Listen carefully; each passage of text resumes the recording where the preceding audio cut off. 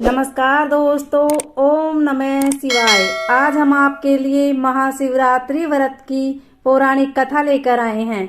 कथा सुनने के बाद आप हमारे चैनल को सब्सक्राइब करें, बेल आइकन को प्रेस करें ताकि हमारी वीडियो की नोटिफिकेशन सबसे पहले आप तक पहुंचे। वीडियो को लाइक और शेयर जरूर करें। एक बार पार्वती ने भगवान शिव शंकर से पूछा, ऐसा कौन सा श्रेष्ठ तथा सरल व्रत पूजन है जिससे मृत्यु लोक के प्राणी आपकी कृपा सहज ही प्राप्त कर लेते हैं। उत्तर में शिवजी ने पार्वती को शिवरात्रि के व्रत का विधान बतलाकर यह कथा सुनाई। एक गांव में एक शिकारी रहता था। पशुओं की हत्या करके वह अपने कुटुंब का पालन करता था। वह एक साहूकार का ऋणी था, लेकिन उसका ऋण समय पर न चुका सका।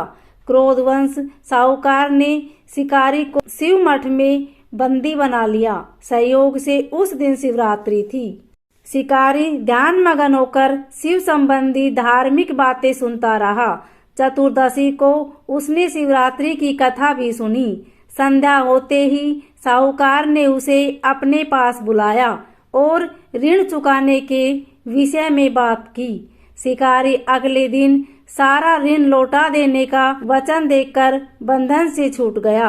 अपनी दिनचर्या की भांति वह जंगल में शिकार के लिए निकला, लेकिन दिन भर बंदी गृह में रहने के कारण भूख प्यास से व्याकुल शिकार करने के लिए वह एक तालाब के किनारे बेल वृक्ष पर पड़ाव बनाने लगा। बेल वृक्ष के नीचे शिवलिंग था जो बेल पत्रों से ढका हुआ था। शिकारी को उसका पता न चला। पड़ाव बनाते समय उसने जो टहनियां तोड़ी वे संयोग से शिवलिंग पर गिरी। इस प्रकार दिन भर भूखे प्यासे शिकारी का व्रत भी हो गया और शिवलिंग पर बेलपत्र भी चढ़ गए। एक पहर रात्रि बीत जाने पर एक गर्भिणी मिर्गी तालाब पर पानी पीने पहुंची। शिकारी ने धनुष पर तीर चढ़ाकर जो ही प्रत्यंचा खींची। मिर्गी बोली, मैं गर्भिणी हूँ, शीघ्र ही प्रसव करूंगी। तुम एक साथ दो जीवों की हत्या करोगे, जो ठीक नहीं है। मैं अपने बच्चे को जन्म देकर शीघ्र ही तुम्हारे सामने प्रस्तुत हो जाऊंगी, तब तुम मुझे मार लेना। शिकारी ने प्रत्यंचा ढीली कर दी और मिर्गी झाड़ियों में लुप्त हो गई। कुछ ही देर बाद एक और मिर्गी उधर से निकली। शिकारी की प्रसन्नता का ठिकाना न रहा। समीप आने पर उसने धनुष पर बाण चढ़ाया। तब मिर्गी ने विनम्रता पूर्वक निवेदन किया, हे पारिदी, मैं थोड़ी देर पहले ही ऋतु से निर्वृत हुई हूँ, कामातुर विरहिणी हूँ, अपने प्रिय की खोज में भटक रही हूँ। मैं अपने पति से मिलकर शीघ्र ही तुम्हारे पास आ जाऊंगी। शिकारी ने उसे भी जाने दिया। 2 बार शिकार को खोकर उसका माथा ठनका। वह चिंता में पड़ गया। रात्रि का आखिरी पहर बीत रहा था। तभी एक अन्य मिर्गी अपने बच्चों के साथ उधर से निकली। शिकारी के लिए वह स्वर्णिम अवसर था। उसने धनुष पर तीर चढ़ाने में देर न लगाई। वह तीर छोड़ने ही वाला था कि मिर्गी बोली, हे पारिथी, मैं इन बच्चों को पिता के हवाले करके लौट आऊंगी। इस समय मुझे मत मार। शिकार हंसा और बोला, सामने आए शिकार को छोड़ दूं? मैं ऐसा मूर्ख नहीं। इससे पहले मैं 2 बार अपना शिकार खो चुका हूँ। मेरे बच्चे भूख प्यास से तड़प रहे होंगे। उत्तर में मिर्गी ने फिर कहा, जैसे तुम्हें अपने बच्चों की ममता सता रही है, ठीक वैसे ही मुझे भी। इसलिए सिर्फ बच्चों के नाम पर मैं थोड़ी देर के लिए जीवन दान मांग रही हूँ। हे पारदी, मेरा विश्वास कर। मैं इन्हें इनके पिता के पास छोड़कर तुरंत लौटने की प्रतिज्ञा करती हूँ।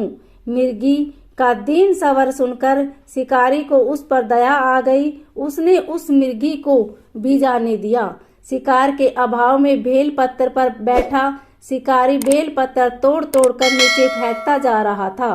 पोह फटने को हुई तो एक हष्ट पुष्ट मिर्ग उसी रास्ते पर आया। शिकारी ने सोच लिया कि इसका शिकार वह अवश्य करेगा। शिकारी की तनी प्रत्यंचा देखकर मिर्ग विनित स्वर में बोला, मिर्ग विनित हे पारधी भाई, यदि तुमने मुझसे पूर्व आने वाली 3 मृगियों तथा छोटे छोटे बच्चों को मार डाला है तो मुझे भी मारने में विलम्ब न करो, ताकि उसके वियोग में मुझे एक क्षण भी दुख न सहना पड़े। मैं उन मृगियों का पति हूँ। यदि तुमने उन्हें जीवन दान दिया है तो मुझे भी कुछ क्षण जीवन दान देने की कृपा करो। मैं उनसे मिलकर तुम्हारे सामने उपस्थित हो जाऊंगा। मृग की बात सुनते ही शिकारी के सामने पूरी रात का घटना चक्र घूम गया। उसने सारी कथा मृग को सुना दी।